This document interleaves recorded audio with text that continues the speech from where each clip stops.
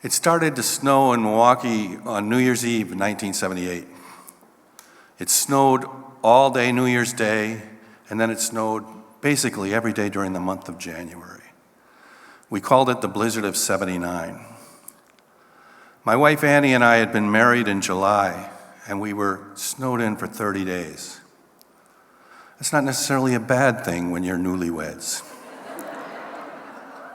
But before it was over, we got cabin fever, and we decided we have to get out of Milwaukee and have an adventure before we settle down to start our family. And we decided this adventure has to be in the tropics. We found a school in Santa Ana, El Salvador, where we could teach. Now, there was a civil war just getting underway in El Salvador, but we went anyway because we were young and we were invincible. And we were never going to grow old. I'll leave it to your judgment how the never growing old part's working out. The first month in Santa Ana, we lived with the Lopez family, consisted of 3 women and 2 little boys. They treated us like they'd known us all our lives. But life in El Salvador had its challenges, and they started right away. One morning, we were babysitting the boys when a chicken walked through the living room. I ran upstairs to the roof where they kept a chicken coop with 12 chickens, and sure enough, the door was wide open, not a bird in sight, and the only thing in the chicken coop was Jorge, the youngest boy. It took me 25 minutes to collect all the chickens, get them up into the coop, get Jorge out of the coop, close the door, and do a head count. 12 birds, I'm good to go. When the women came home, I snuck upstairs just to double check, and I had miscounted. There were only 11 birds in the coop. Now, the loss of a chicken is a big deal because that's the loss of a meal for your family. I felt terrible, and I was recounting the story of Chicken Gate at supper that night and offering to replace the chicken when everybody started to laugh.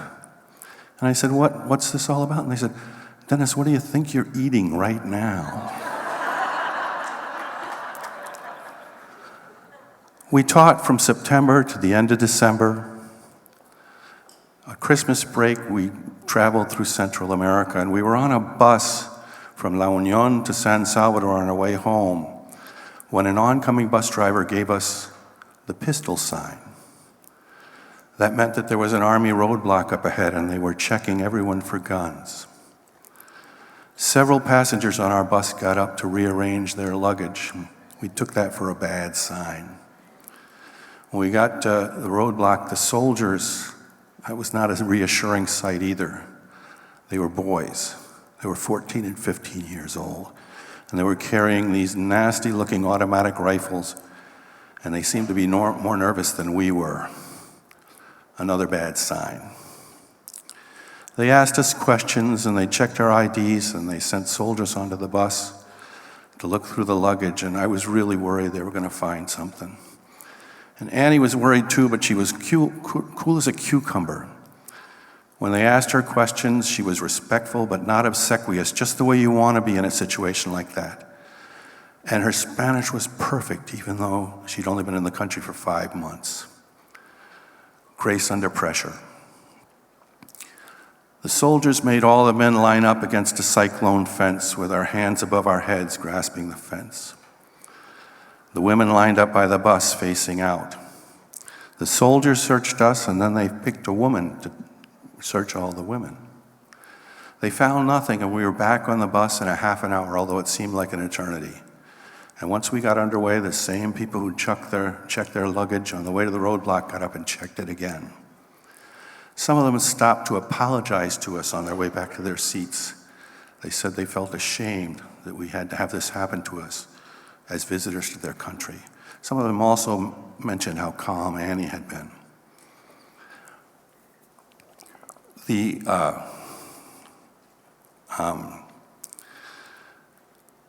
I didn't find out how strong Annie had really been until 20 years later.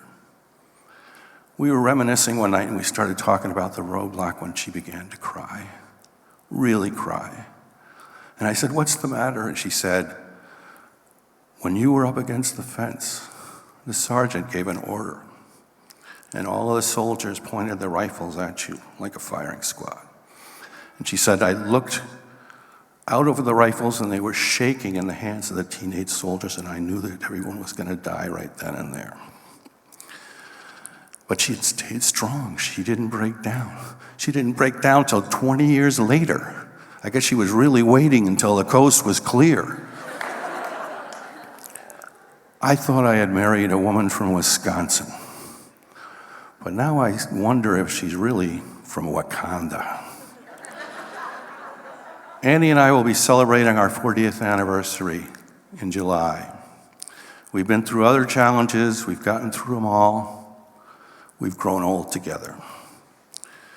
There's not as much drama in our lives as there was back in the day, but I'm sure we still have some challenges ahead of us, and when they come, I know who will be with me with her quiet courage and her grace under pressure. I will always be thankful for that, and I thank you for listening, because that's my story and I'm sticking to it.